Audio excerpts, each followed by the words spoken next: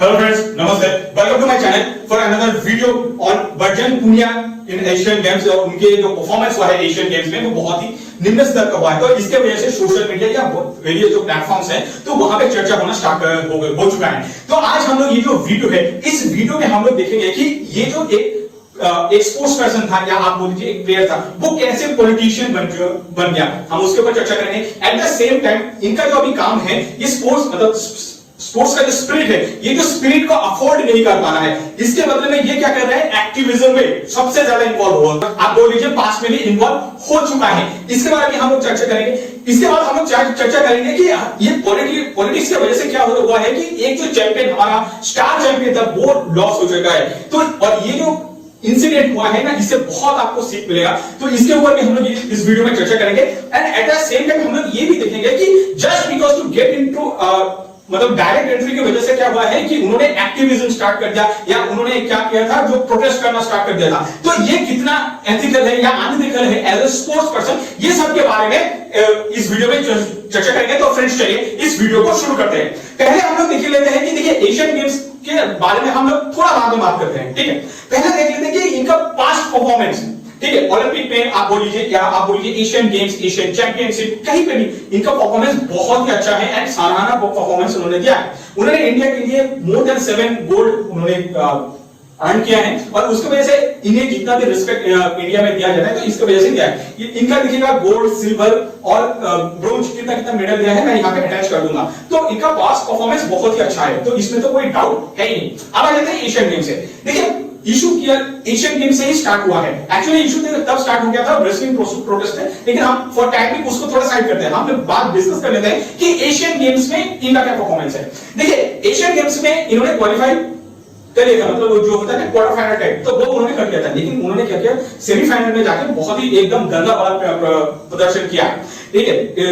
एक बार उन्होंने जापान से हार गया, जापान में 10-0 से हार गया, मतलब वहां पे कोई स्कोर ही नहीं कर पाया। और एक है ईरान से उन्होंने हार गया था, वहां पे 8-1 का उन्होंने परफॉर्मेंस दिया था, जो कि बहुत ही खराब है। इवन इनका देखिएगा बहुत सारे जो स्पोर्ट्स है या आप बोलिए इन्होंने पास्ट में जो परफॉर्मेंस दिया है ना, उस परफॉर्मेंस को आप इस परफॉर्मेंस से आप जब कंपेयर करेंगे ना, तो दोनों में देखिएगा एक स्टार्क डिफरेंस है। और आप देख लीजिए जापान से या ईरान से जब ये मैच हो रहा था ना, वो मैच बहुत ही कम टाइम में खत्म हो गया। जापान से मैच जो है वो 5 मिनट के अंदर वो खत्म हो गया। तो इसका बोलने का मतलब आपको मैं ये बोलना चाहूंगा इसके द्वारा कि देखिए एक होता है ना कि स्पोर्ट्स में एक फाइट देता है, हारना जीतना तो वो स्पोर्ट्स सही है, उसमें तो कोई प्रॉब्लम नहीं है, लेकिन आप बोल लीजिए कि एक फाइट जो है इन्होंने वो फाइट तक नहीं किया। आपने वो जो मैच देखा होगा ना, ईरान का मैच देख लीजिए या जो जापान का मैच है, वो दोनों मैच में आप उसको जब एक बार देखेंगे ना, तो उससे आपको क्लियर पता चल जाएगा कि इनका आप मान लीजिए जो पैर का मूवमेंट भी नहीं हो रहा है और जो स्पीड चाहिए, जो मतलब फोर्स चाहिए, वो फोर्स ही नहीं दे पा रहा था, जिसकी वजह से इनका यह हार चुका है। बजरंग पुनिया के बारे में आप लोगों से मैं एक फैक्ट शेयर करना चाहूंगा। बजरंग पुनिया जो चैंपियन लड़ता है वो लड़ता है अंडर 65 केजी कैटेगरी, वहां पे वो आप बोलिए कम्पीट करता है। अब आ जाता है कि देखिए ये तो player as a Bajrang Punia हमने इनको जान लिया। अब आ जाता है कि देखिए बजरंग पुनिया का जो एक्टिविस्ट पार्ट है या आप बोलिए जो एज ए पॉलिटिक्स में इन्वॉल्व है, उसके ऊपर थोड़ा चर्चा कर लेते हैं। आपको पता होगा बजरंग पुनिया का जो नाम है ना, वो तब आज सामने आया जब ये रेसलिंग प्रोटेस्ट हो रहा था। रेसलिंग प्रोटेस्ट किस लिए हो रहा था? रेसलिंग प्रोटेस्ट हो रहा था अगेंस्ट वुमेन सेक्सुअल हैरेसमेंट, ठीक है। तो इसका क्या मतलब? इसका मतलब ये है कि जो रेसलिंग फेडरेशन है, तो रेसलिंग फेडरेशन का जो चीफ था उस टाइम ब्रिजभूषण, तो ब्रिजभूषण के अगेंस्ट में सेक्सुअल हैरेसमेंट का आरोप लगा था। लेकिन उसके बाद क्या हुआ कि वो जो आप बोलिए डिसीजन है वो कोर्ट चला गया, ठीक है। पहले वो प्रोटेस्ट हो रहा था, प्रोटेस्ट इसलिए हो रहा था कि क्योंकि ब्रिजभूषण को वो जो पद था ना, उस पद से वो रिजाइन नहीं कर रहा था, तो इसके वजह से वो प्रोटेस्ट चल रहा था। तो यहाँ पे मैं एक चीज क्लियर करना चाहूंगा कि एज ए आप बोलिए प्लेयर, उनका आप मान लीजिए सोसाइटी की तरफ जो भी रिस्पॉन्सिबिलिटी उनको होना चाहिए, उन्होंने उसको बखूबी निभाया है।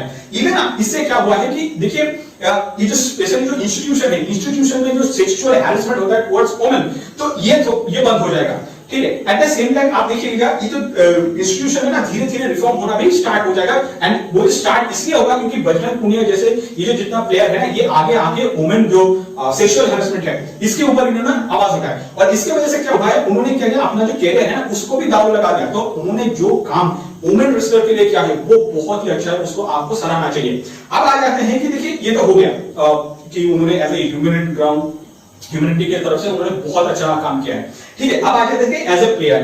देखिए फर्स्ट ऑफ ऑल बहुत सारा जो सोशल मीडिया का हैंडल है, वहां पे ये बोला जाता है कि सोशल मीडिया हैंडल या आप बोलिए मेनस्ट्रीम मीडिया में भी, मैंने एक दो चैनल देखा है, मैं नाम लेना नहीं चाहूंगा यहाँ पे, कि उन्होंने बोल रहा है कि जस्ट बिकॉज आपको डायरेक्ट एंट्री चाहिए टू एशियन गेम्स, तो इसकी वजह से आपने प्रोटेस्ट में इन्वॉल्व हुआ था, ठीक है। बहुत सारे लोग ये भी बोलते हैं कि आपका जब प्रोटेस्ट चल रहा था ना, तो उस टाइम पे वो जो रेसलर जो प्रोटेस्ट था, वो रेसलिंग प्रोटेस्ट से हट के थोड़ा आजादी आजादी स्लोगन चल रहा था।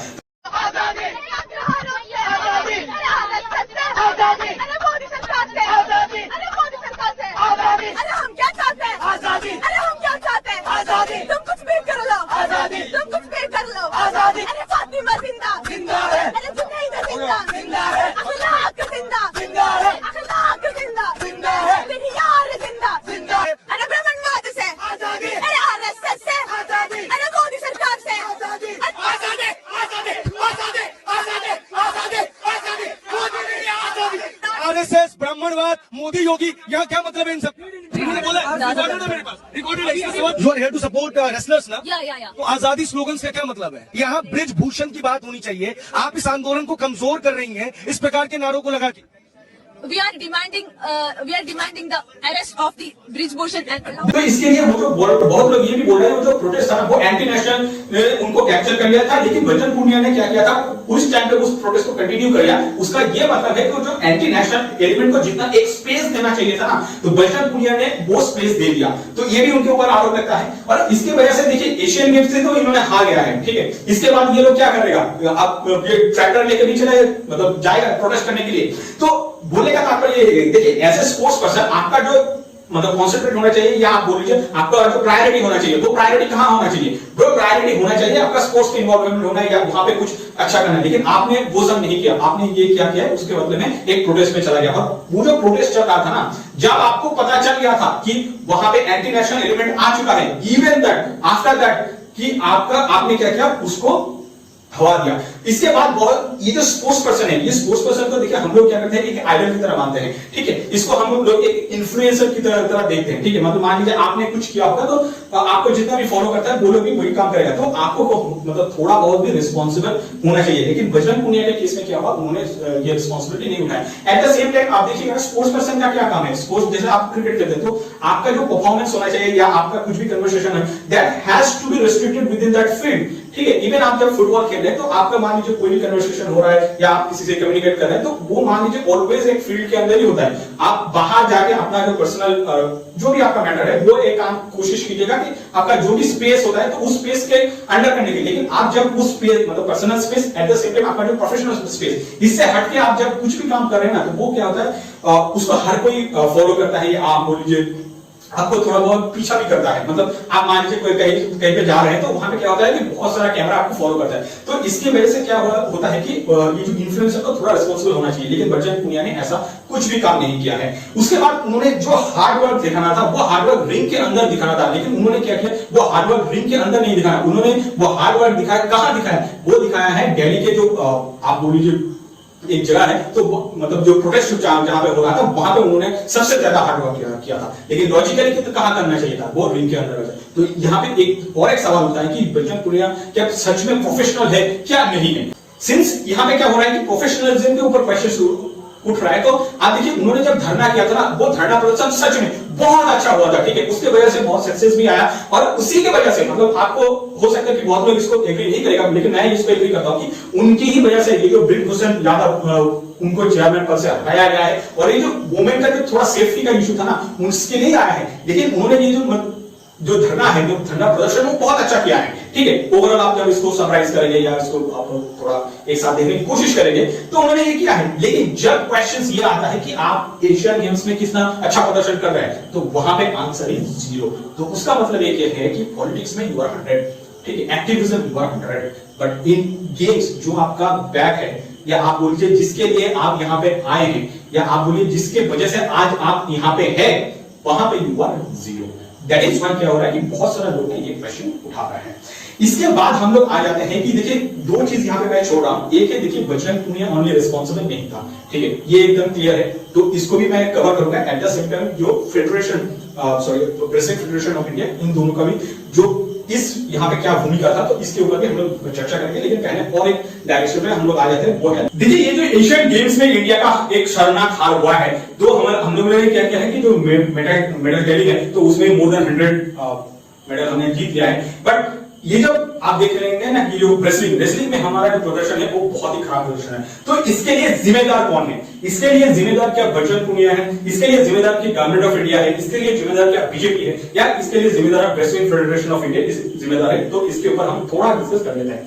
देखिए ये जो बात कौन जिम्मेदार है, इससे कौन कौन जिम्मेदार है इसकी वजह से, तो ये डिस्कशन करने से पहले हम लोग पहले ये डिस्कस कर लेते हैं कि ये जो पूरा प्रोसेस है ना, इस प्रोसेस में एकदम साइडलाइन कर दिया गया है, या एक जो इंसान था वो उसको एकदम ही बाहर कर दिया। उसका नाम था विशाल कलेरमन, ठीक है। तो हाँ, उसका नाम विशाल कलेरमन है। तो विशाल कलेरमन को साइडलाइन कर दिया। कैसे कर दिया गया? या उनको एकदम टेक्निकल वर्ड में बोलना चाहेंगे ना, तो उसको उनको स्टैंड बाय में रखा गया था। इसके पीछे रीजन क्या है? देखिए इसके पीछे मेन जो रीजन है वो है कि ये जो रेसलिंग फेडरेशन ऑफ इंडिया, इन्होंने डिसाइड किया कि बजरंग पुनिया को विदाउट ट्रायल एकदम एशियन गेम्स में भेज देने के लिए मतलब भेज दिया जाएगा। तो देखिए इसका पीछे मतलब ये इसका क्या मतलब क्या है?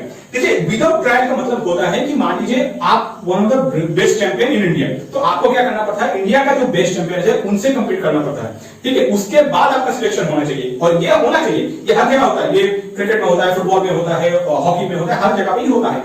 लेकिन जो रेसलिंग फेडरेशन ऑफ इंडिया, इन्होंने क्या किया था? डायरेक्ट उनको भेज दिया। अब डायरेक्ट उनको क्यों भेजा था? क्योंकि बजरंग पुनिया ने उस टाइम पे ब्रिजभूषण यादव के अगेंस्ट में ये आरोप लगाया था कि उन्होंने सेक्सुअल हैरेसमेंट किया है वुमेन रेसलर का।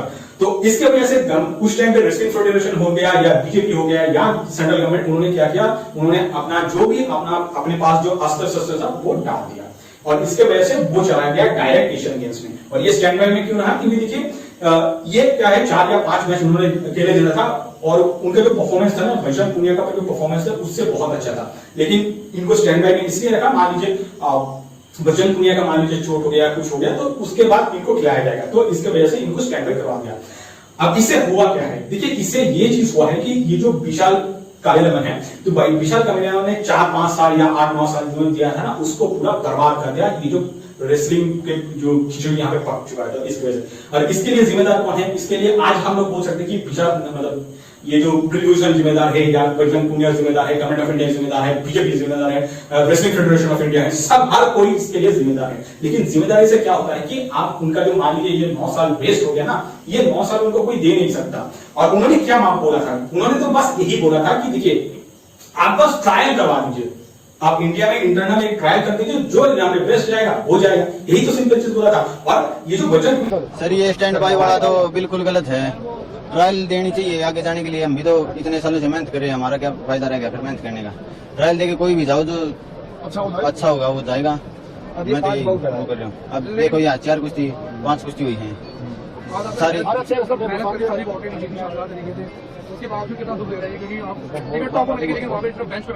दुख की बात तो है ही सर, इतने साल मेहनत की और मौका भी नहीं मिल रहा। तो मैं बजरंग पुनिया पहलवान से भी यही कहना चाहूंगा, यहाँ ट्रायल दे। आज देनी थी ट्रायल, तो ट्रायल का दिन तो आज रखा गया था, ट्रायल देनी थी। मैं तो यही कहूंगा बस। लेकिन साक्षी मलिक ने ये कहा था कि मैं तो चाहती हूँ सारे ट्रायल लेके जाऊँ, वो कह रही मैं अपना नाम वापस लेके अगर मैं ट्रायल दूंगी तो। उन्होंने तो अच्छी बात कही है, उनकी बात से सहमत है। ट्रायल देके जाओ, जो भी अच्छा हो जाएगा मेडल लेके आएगा, हमें भी खुशी होगी। लेकिन एडो कमेटी ने ये कहा था कि हमारी लिस्ट में है कि जो बेस्ट हो जा सकता है, लेकिन अगर बेस्ट तो सुबह हार गया दीपक पुनिया, हार गया, उल्ट फिर तो जी किसी के साथ हो सकता है, तो वो हम तो जी फर्स्ट आने के लिए लड़ते हैं, सही फिर कोई भी हो इसमें। ये इतना थर्ड क्लास आदमी है ना, इन्होंने भी एक स्पोर्ट्स पर्सन हुआ होके, ये एक रेसलर के मतलब खुद एक रेसलर होके या खुद एक स्पोर्ट्स पर्सन होके दूसरे रेसलर को ये बमू करता है, या आप बोलिए वो जो एक स्पोर्ट्समैन है उसको बमू करता है। तो इससे क्या होता है, ये जो टोटल जो स्पोर्ट्समैनशिप है, इसका जो स्पिरिट है, ये स्पिरिट नीचे आ जाएगा। अब इसके जिम्मेदार कौन है? इसके जिम्मेदार को बजरंग पुनिया ही है। बहुत सारे लोग ये बार बार बोल रहे हैं कि बजरंग पुनिया जिम्मेदार नहीं है, but I am telling you Bajrang Punia ही जिम्मेदार है इसके लिए। बजरंग पुनिया को सच में लगता है कि हाँ वुमेन के साथ कुछ गलत हुआ है क्या, या उनको सही से जस्टिस नहीं मिला, उसके लिए प्रोसेस अलग है। लेकिन वो प्रोसेस करने के चक्कर में उन्होंने क्या किया, जो एशियन गेम्स का जो सिलेक्शन प्रोसेस है ना, उस सिलेक्शन प्रोसेस को बर्बाद कर दिया। और इससे क्या हुआ? इससे यही हुआ, कौन सफर करा सबसे ज्यादा? इंडिया सफर करा ना। मान लो बजरंग पुनिया जाके वहां पे हार गया, तो हरा कौन? हरा बजरंग पुनिया हरा क्या? हर बजरंग पुनिया आज भी वो चल जाएगा। बजरंग पुनिया के पास आज भी वो बहुत सारा जायदाद है, बजरंग पुनिया के पास आज भी वो जॉब है, लेकिन अल्टीमेटली किसका पास मेडल नहीं आया? इंडिया के पास मेडल नहीं आया। इसका आंसर क्या बजरंग पुनिया देगा?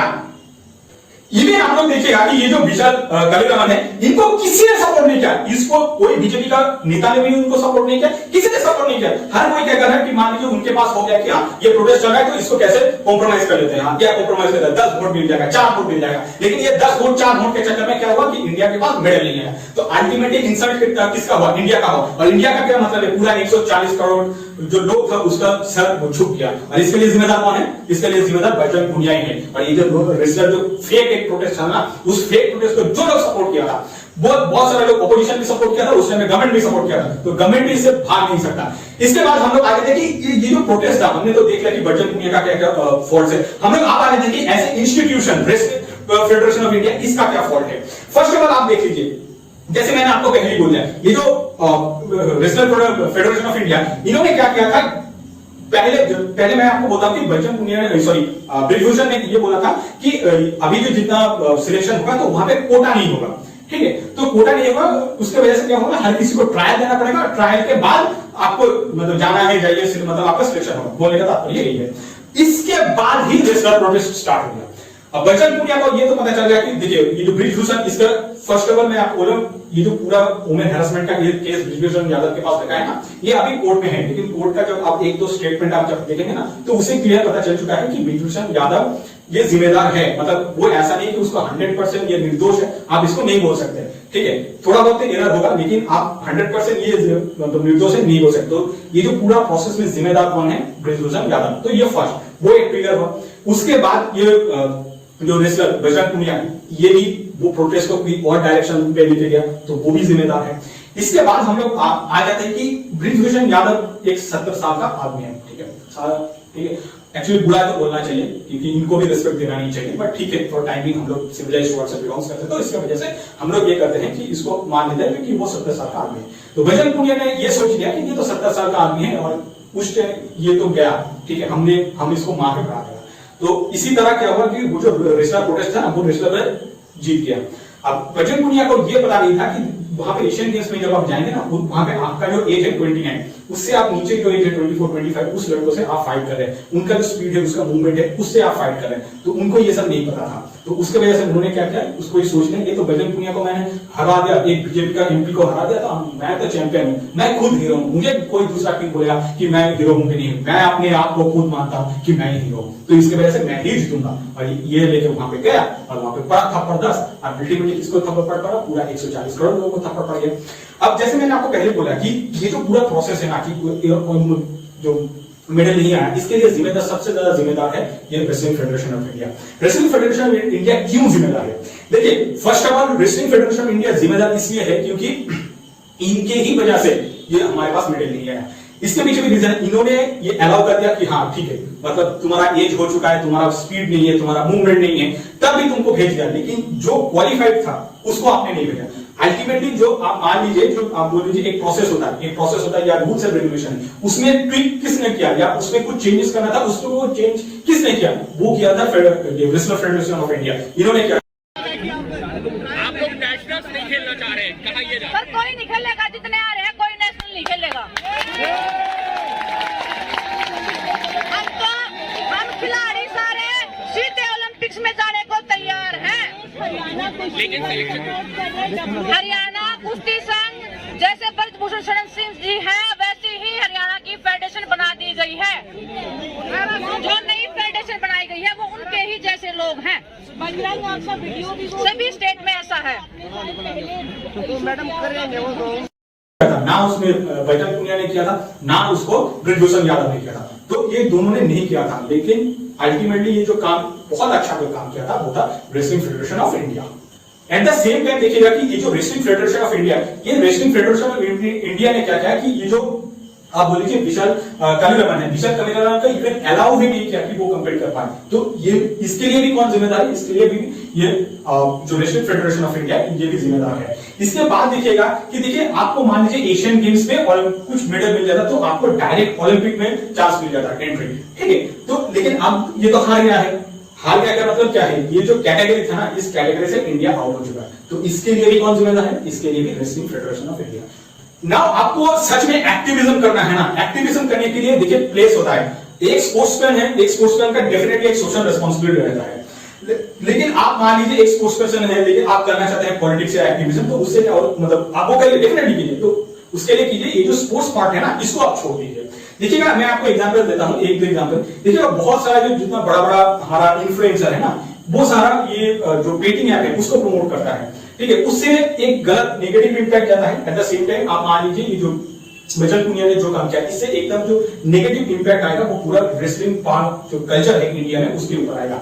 इसके बाद हम लोग डिस्कस कर लेते हैं कि आपको सच में एक्टिविज्म करना है ना, तो एक एक्टिविज्म के लिए देखिएगा बीसीसीआई ने एक बार किया था कि वो पैलेस्टाइन के कॉल्स पे उन्होंने सब प्लेयर को बोल दिया कि आप एक बार बोल दीजिए कि हम एक बार प्रेयर कर लीजिए, तो और वो प्रेयर एक ही बार हुआ था, ओके, वो खत्म हो गया। और रेसलिंग के भी मान लीजिए आपको हो सकता है कि आपको कुछ सहानुभूति है कि हाँ ये वुमेन जो जिनका सेक्सुअल हैरेसमेंट हुआ है उनको जस्टिस नहीं मिला, तो आप एक ट्वीट कर सकते हैं, या आप मान लीजिए जो फॉर्मल चैनल है उसमें आप जाकर कुछ कर सकते थे। लेकिन ये जो आप ऑलमोस्ट 40 दिन तक वहां पे दिल्ली में जाकर धरना प्रदर्शन किया, तो उससे नुकसान किसका हुआ? फर्स्ट ऑफ ऑल इंडिया का जो इकोनॉमी उसका गया, पूरा जो रेसलिंग प्रोटेस्ट को पूरा इंडिया में कवर किया, एट द सेम टाइम पूरा वर्ल्ड में कवर किया, ठीक है। उससे इंडिया का इमेज बहुत टर्निश हुआ था, और आपका ऑब्जेक्टिव भी वही था, इसमें कभी कोई दोहराव नहीं था, आपका ऑब्जेक्टिव क्या था, तो वहां पे हुआ। लेकिन आपने क्या किया, यहाँ पे ज्यादा टाइम दे दिया, वहां पे कम टाइम देना चाहिए था एक्चुअली आपको। इसके बाद मैं आपको और एक एग्जांपल देता हूं कि ये जो स्पोर्ट्स पर्सन को कैसे ये जो पॉलिटिक्स में फंसाया जाता है।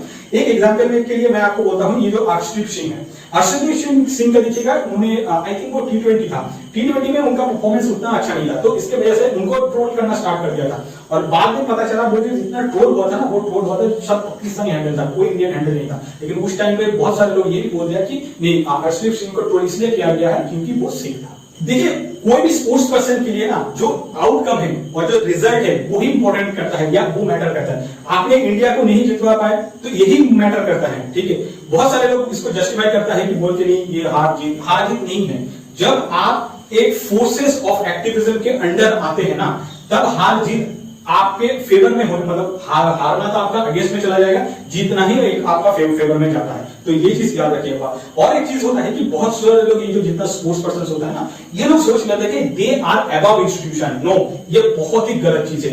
They are not above institution, they are part of that institution. With this thing, let's wrap up this video for today. Thank you guys for watching this video till the end. आपसे मुलाकात होगा next video पे। Till then, bye bye.